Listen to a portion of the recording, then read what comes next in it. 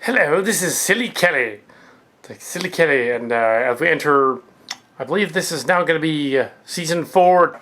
Now I'm here to give you a review of the Batman movie. Now the Avengers movie was too new and we couldn't relate that. So I'm going to give you a review of the Batman movie. First of all, I should probably give you a little background. Now Christopher Nolan took over for the Batman franchise after Joel Schumacher completely screwed it. Okay, Tim Burton had it in the 80s. He had late 80s, early 90s. Tim Burton did 2 Batman movies. Well, the Batman and Batman Returns. And then they were a little too dark. The second one was a little too Tim Burton-y, you know, but it had Catwoman. It was okay. But it had a blonde Catwoman. But it wasn't the same as the Catwoman from the 60s. And it didn't go over as well. That was Julie Newmar as well as someone else. Yeah. Tim would know more about this than I would. But yeah, so then they went on and they got Joel Schumacher because the studio decided, you know what, it needs to be more family friendly and more campy. So Joel Schumacher made it way too campy, like the Riddler movie with the ridiculous day glow stuff and the guy from ER. I think he was in the fourth one though. But it's like Val Kilmer, and then it was the guy from ER. It was yeah, the guy from I can't remember that guy's name. Oh well, and so it was Batman Forever, and then Batman and Robin. Batman and Robin, which was the one with Mr. Freeze that they got wrong. They made Mr. Freeze Arnold Schwarzenegger, and he should have been Bane because Bane was in it. Should have been. That's how long ago Bane existed. It was based on the comic books from a little earlier. Bane. Now that's important because Bane's in the new one too. But Bane was the wrong guy. They made Dr. Freeze Arnold Schwarzenegger, and that just didn't work. And he made all these dumb ice puns, and it was like, what are they doing? Awful. So studio basically killed it at that point because Schumacher just wanted to make it really homoerotic, and literally have a line in there where like he was like you need more than a friend, Robin. And it's like it was obviously this like bromance thing going on. So in the theater, the premiere of it, I was watching it, and Danny, my nephew, who was like a little kid, he was like a little kid at the time, he goes, "A boyfriend!" And everybody in the audience was like, oh, they just lost it. It was the only funny scene in the movie was little kid saying, boyfriend. It's pretty obvious that's what he was talking about. So he picked up on that. But, anyway, Christopher Nolan took the reins, the Batman franchise, reinventing it a couple of years later. And the Chris Nolan years began. It would be the years, the 2000s. And the character of Bane by then had already done a comic book where he broke Batman's back. And there was one where they took over the whole, they took the bad guys, crazy people took over Gotham and the Scarecrow and all that, stuff like that. And yeah, so... And there was one where the Joker took over Gotham and did stuff like that. There was one where the mob bosses took over. And some of these may sound familiar, but that's because Nolan liked the 90s comic books.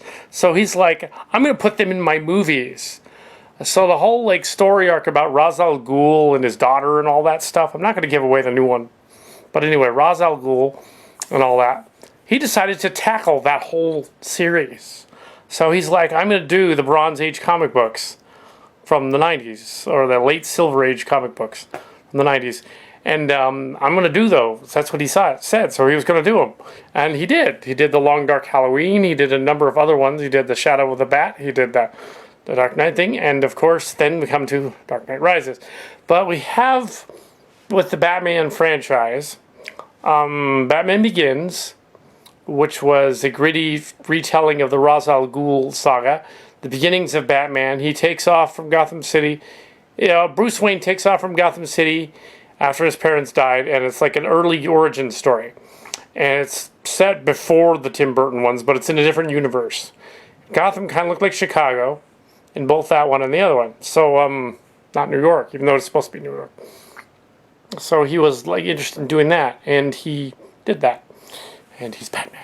So, yeah, he had this habit of making the new Batman. It was Christian Bale, having him like make this Batman voice, like he's got to talk like this, even though it's pretty obvious it's the same guy. He's Batman. He's Batman. And it was like, you know, and so it's like, okay, yeah, they got a little silly after a while, so they had the Batman, the whole thing like that. But yeah, it was still, the movies were very dark and they were grittier. They certainly weren't silly in themselves as movies. They were certainly very dark. So, I continued with that. And Batman Begins had the story of Ra's al Ghul, who was this crazy, like Tibetan, well, sort of Indian conglomerate, mysterious Asian guy, played by Liam Neeson, which was interesting. Who in the movie version, he did all this stuff. So this is kind of a review of that movie a little bit. And he was going to threaten to destroy Gotham City with Ra's al Ghul's story arc and all that. And Batman, of course, defeats him in the movie. And as he rises, he becomes Batman, and then he learns to fight, and then goes to fight him in the final showdown. And there's a as well as Gotham City for a while. Though there's a new terror in Gotham City. They find the Joker card after this robbery at the end of the first movie, and they're all, oh, it's going to be the Joker in the next one. Actually, Nolan didn't really want to make another one, but the studio wanted another one. So he's all, okay, we got to get somebody to play the Joker. So then along comes, they started production on the next one, and they got Heath Ledger, who he'd been in Brokeback Mountain, which was an infamous movie. And that was more than homoerotic. That was really gay. And but no, Heath Ledger was going to play somebody entirely not like that. He was going to play somebody who was really crazy. And Jack Nicholson, who had played the Joker in the first Burton one, he's all, this is a really hard role. You got to really get into it and stuff. Well, he got a little too into it. And Nolan was, and they directed him as the Joker, and he was such a method actor, such a performance method actor, that he just went kind of bonkers. And like they while the movie, while they were finishing it, apparently the Heath Ledger took some pills and accidentally or purposefully he died. So, but they were able to finish the movie anyway, and they gave him a posthumous award, which is kind of weird because like, I know everybody wanted it, and he did an awesome performance. It's like he's dead. You can't reap the rewards of his awesome posthumous award. And he was great as the Joker. He was the coolest Joker ever, probably because he was, he died. But yeah, they couldn't do him again in the third one. So then we come to Batman. The second one was called, which one of the Joker was called. The first one was Batman Begins. Second one was The Dark Knight. And this one is called The Dark Knight Rises. This is the latest one. The latest story begins 8 years later. And Bruce Wayne is kind of messed up, and he's living like a hermit in his rebuilt house, because his house got wrecked in the first one, and he was using his company in the second one. And now it looks more like New York instead of Chicago. And this really weird masked dude shows up. That pretty much looks like Bane, And Christian Bale is doing a little better job as the Bruce Wayne character. He's got it more into the psychosis of Batman. He's got this double personality deal going on. He's both Bruce Wayne and Batman. And they kind of address that a little more. And like Bruce Wayne's been gone for 8 years. Well, part of the deal was that in Batman 2, it wasn't just the Joker, it was Two-Face. And Two-Face basically frames him before he dies for the death of Harvey Dent, who's actually really Two-Face. See, there's this convoluted frame up. So in the beginning of the third movie, they're like, oh, if Batman ever shows up again, he'll have to be arrested by the police. So this whole story arc begins with this whole like, ooh, they're going to arrest him and stuff. So Bruce Wayne has to show up again because this convoluted thing with his company involving clean air. There's a clean what would you call that? This lady is running an energy company. That's it, clean energy company. She wants to buy him out, but he doesn't want to go for it. And during there's a meeting. Selina Kyle shows up. She's, of course, to the Batman fans would immediately know, oh, that's Catwoman. It's going to be Catwoman. Okay. Played by Anne Hathaway. But also, in the distance, there's this other guy that shows up with a mask. And the mumbly voice that talks like this. I am the guy. I am the Bane. And Bane's out there with mumbly voice. And what's funny about Tom Hardy playing this is hilarious because, like Tom Hardy I have another nephew in Oregon. I got three nephews, but four nephews. But the one of them was a total Batman fan, and when like Nemesis, Star Trek Nemesis came out, Tom Hardy was in it. He looks like Tom Hardy. My nephew looks like Tom Hardy, but he's a little taller. And he did this scene in Nemesis where he's virtually playing nephew Johnny. He's Johnny, And now he's playing Bane in the next Batman movie. So I'm sure he's going to go see that and go, oh my gosh, it's going to be awesome. So yeah, so he's Johnny, Johnny Cook. Gotcha. So, but yeah, so he's Bane. Well, not really. He doesn't talk like this. But they could have helped. That mumbly voice was throwing it off a little bit at times, but I think it worked. And Bane shows up in the movie, and he's like a bad guy, and he's clearly out to get our beloved hero Bruce Wayne and Batman. I don't think he realizes they're the same guy. I think at first he's like working with Selena Kyle, and he wants to get Bruce Wayne and frame him and take all his money, and that happens. And then he wants to get rid of Bruce Wayne. And then he realizes that Bruce Wayne and Batman are the same guy. So there's the inevitable showdown down in the sewers, which is like right out of the comic book. It was like amazing. It was like, holy crap, they're gonna do the Bane thing. The Bane thing. That's awesome. They're gonna do the whole thing. Now they're like, how are they gonna get away with that? Like in a comic book, he breaks his back. He like cripples Batman, like literally cripples him. Well, in the movie, I don't want to give anything away, but he's not as crippled in the movie because obviously if he was, he couldn't come back and there couldn't be a final showdown with all the main bad guys. Now, of course, the Bane manages to get rid of Batman / Bruce Wayne by tossing him away after a bunch of convoluted stuff happens that makes his fortunes disappear. And he happens to be, and this is awesome, and he happens to be in this weird prison thing where apparently Bane had been before and this other person had been. And I don't want to give that away either because that's a big deal in the movie. But he has to escape that. But meanwhile, there's a nuclear bomb that was made out of their fusion core at the Wayne Enterprises plant. And the nuclear device is going to go off in like a year and blow them all up or something. And there's this big convoluted plot with a nuclear, and yet another nuclear device on New York. What is it with these people? What are they doing that? That's just messed up. Anyway, so whatever. The Avengers did the same thing, but with a missile. So anyway, they had it's Nuke New York time, but only in movies. Only in movies. So we have only in movies, and so we have a big deal with that, and he's got to figure out. Bruce Wayne's got to figure out how to get back to the city. Meanwhile, Bane has let out all of the crazy people. They've taken over the city, and the Scarecrow is being the judge, and he's saying, either he's judging people and sending them out on the ice and stuff, and it's either they're exiled to the ice to die, or they're to be executed, like exile or execution, like Roman times kind of thing. And it's like, that's right out of the comic book. I know about the 90s comic book. I knew about that. Not so much the earlier ones. I was reading the 90s one. I knew about that. I knew about Long Dark Halloween and the other ones. Shadow of the Bat. Some of the other ones that are mixed in there. Also, the animated series did a lot of that stuff. And some of the later versions of the animated series.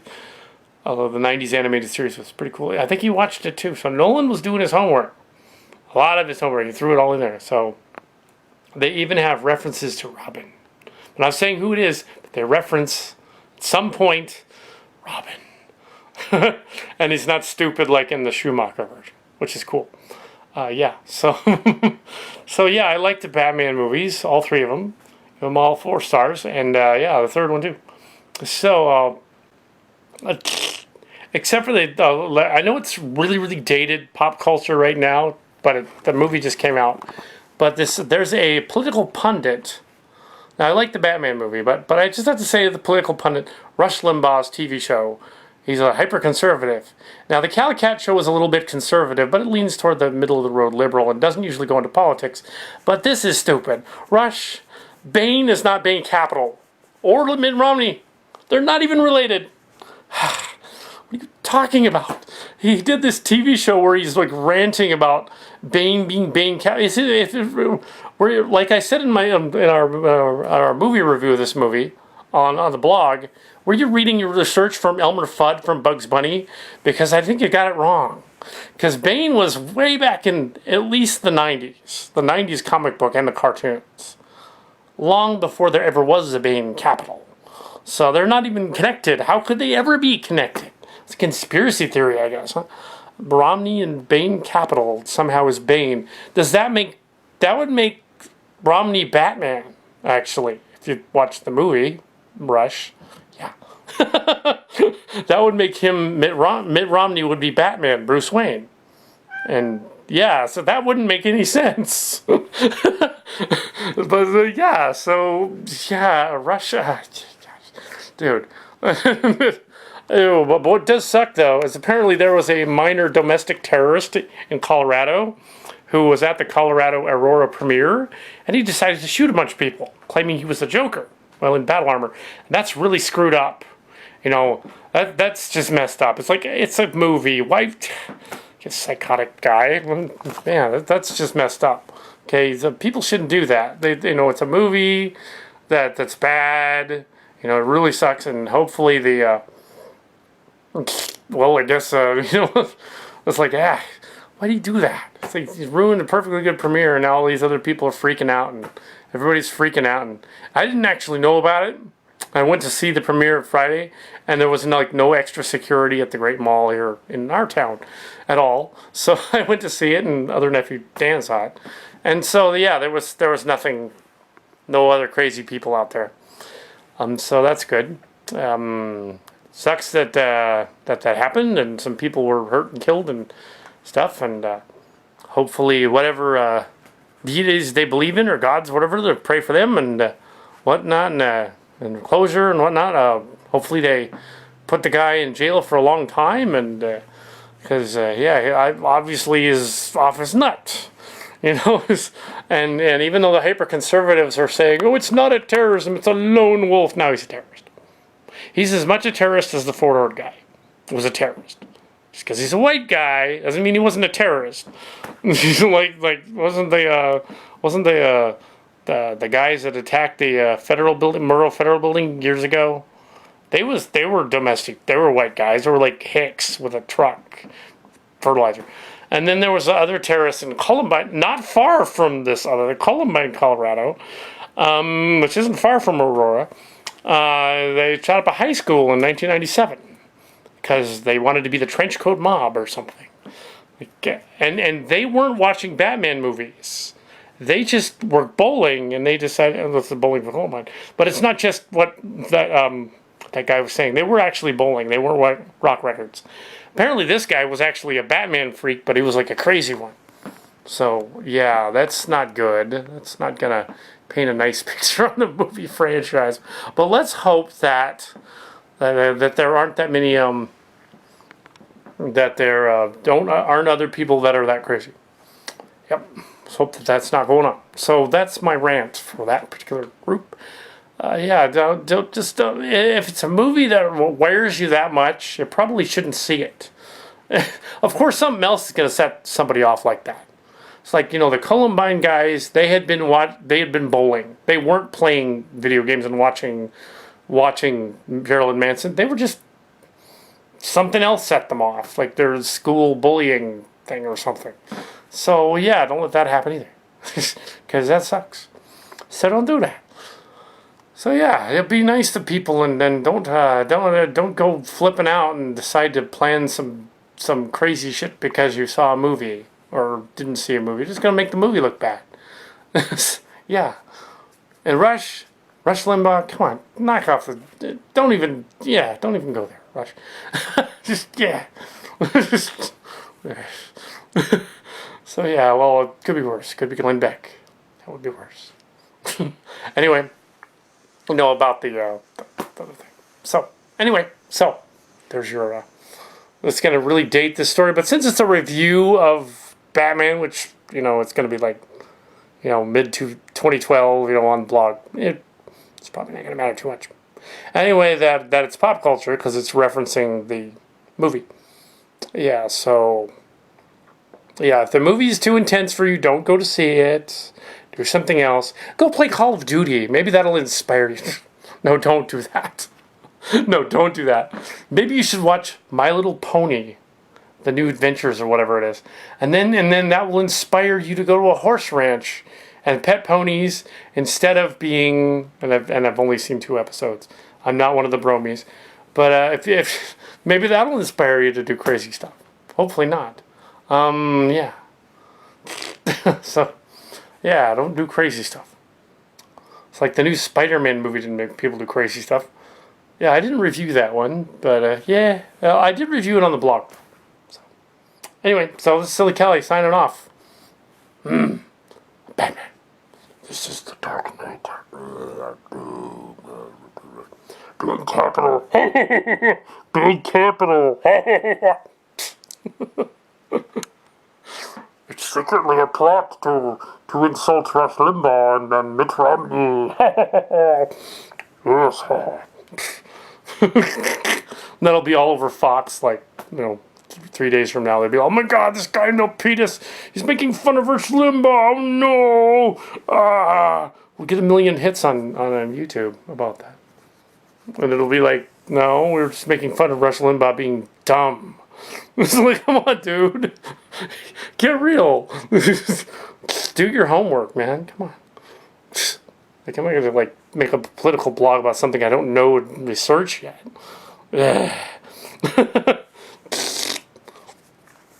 Unless it's Justin Bieber. Then I'm going to make a blog about that. Because Justin Bieber can make a blog about that. I can get it totally wrong. Because it's fun. Because Justin Bieber is harmless. It's like, except for some of his fans. Some of them might go ballistic. Maybe the Twihards from Twilight, they'll go ballistic. Anyway, later. Yeah, don't do that. I'm being mean to people. Batman. Batman would never use weapons to destroy. He only uses boomerangs and things. And grappling hooks and stuff. Yeah, Batman doesn't kill. He hangs bad guys up. Stuff. And ties them up. Like Wonder Woman ties up people. Wonder Woman was kinky. She tied up with a lasso and stuff. Yeah, we know what that guy was thinking about. A little S&M going on there. Like those new S&M books by that rice chick. I was like, wow. I don't know about that stuff. But, there you go.